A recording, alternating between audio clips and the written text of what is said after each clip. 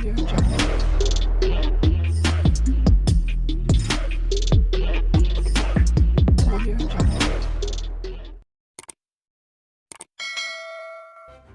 kasih karena memilih channel ini. Sebelum kita mulakan video ini, sila pertimbangkan untuk menekan butang like, share, dan subscribe, dan aktifkan butang lonceng Anda agar Anda sentiasa mendapat info-info percuma pada setiap hari dari channel kami. Dan tinggalkan komen Anda karena komen Anda amatlah dihargai. Terima kasih.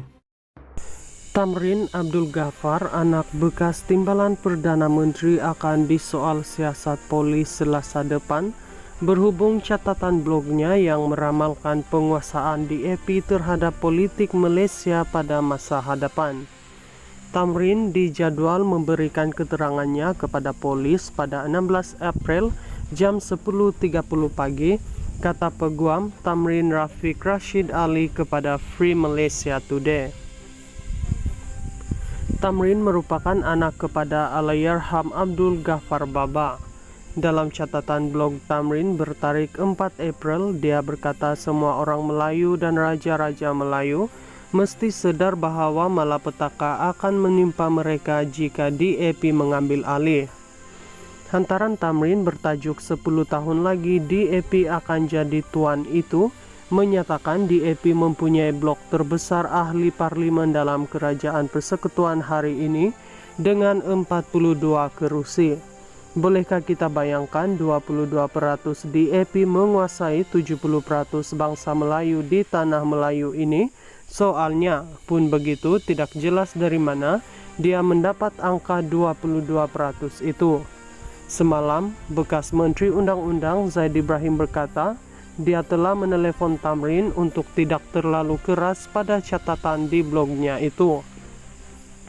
Jika tidak, Bukit Aman akan datang panggil, katanya sambil merujuk kepada ibu pejabat polis itu.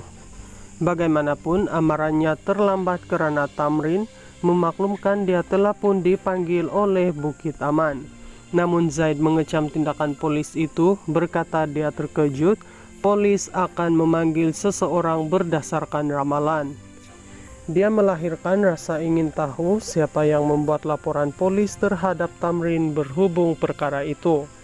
Membuat ramalan tidak sepatutnya menjadi satu kesalahan jenayah. Sudah tentu DAP tidak akan berasa sangat kecewa dengan naratif itu untuk membuat laporan, katanya. Dia juga menolak UMNO akan terlibat dalam perkara itu kerana mereka sudah sibuk dengan stalking dan tapak kasut. Pun begitu, catatan di blog Tamrin itu turut menyentuh hal-hal lain dan membuat dakwaan tertentu kepada pemimpin negara seperti Perdana Menteri Anwar Ibrahim dan Timbalan Perdana Menteri Ahmad Zahid Hamidi. Tamrin Abdul Ghaffar, anak bekas Timbalan Perdana Menteri, akan disoal siasat polis Selasa depan berhubung catatan blognya yang meramalkan penguasaan DAP terhadap politik Malaysia pada masa hadapan. Tamrin dijadwal memberikan keterangannya kepada polis pada 16 April jam 10.30 pagi, kata Peguam Tamrin Rafiq Rashid Ali kepada Free Malaysia Today. Tamrin merupakan anak kepada Allahyarham Abdul Ghaffar Baba. Dalam catatan blog Tamrin bertarik 4 April, dia berkata semua orang Melayu dan raja-raja Melayu mesti sedar bahawa malapetaka akan menimpa mereka jika DAP mengambil alih. Hantaran Tamrin bertajuk 10 tahun lagi DAP akan jadi tuan itu menyatakan DAP mempunyai blok terbesar ahli parlimen dalam kerajaan persekutuan hari ini dengan 42 kerusi. Bolehkah kita bayangkan 22% DAP menguasai 70% bangsa Melayu di tanah Melayu ini? Soalnya pun begitu, tidak jelas dari mana dia mendapat angka 22% itu. Semalam, bekas Menteri Undang-Undang Zaid Ibrahim berkata, dia telah menelepon Tamrin untuk tidak terlalu keras pada catatan di blognya itu. Jika tidak, Bukit Aman akan datang panggil, katanya sambil merujuk kepada ibu pejabat polis itu. Bagaimanapun, amarannya terlambat karena Tamrin memaklumkan dia telah pun dipanggil oleh Bukit Aman. Namun Zaid mengecam tindakan polis itu, berkata dia terkejut polis akan memanggil seseorang berdasarkan ramalan. Dia melahirkan rasa ingin tahu siapa yang membuat laporan polis terhadap Tamrin berhubung perkara itu. Membuat ramalan tidak sepatutnya menjadi satu kesalahan jenayah.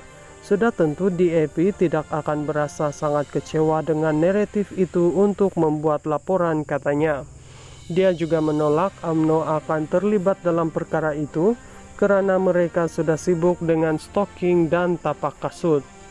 Pun begitu, catatan di blog Tamrin itu turut menyentuh hal-hal lain dan membuat dakwaan tertentu kepada pemimpin negara seperti Perdana Menteri Anwar Ibrahim dan Timbalan Perdana Menteri Ahmad Zahid Hamidi.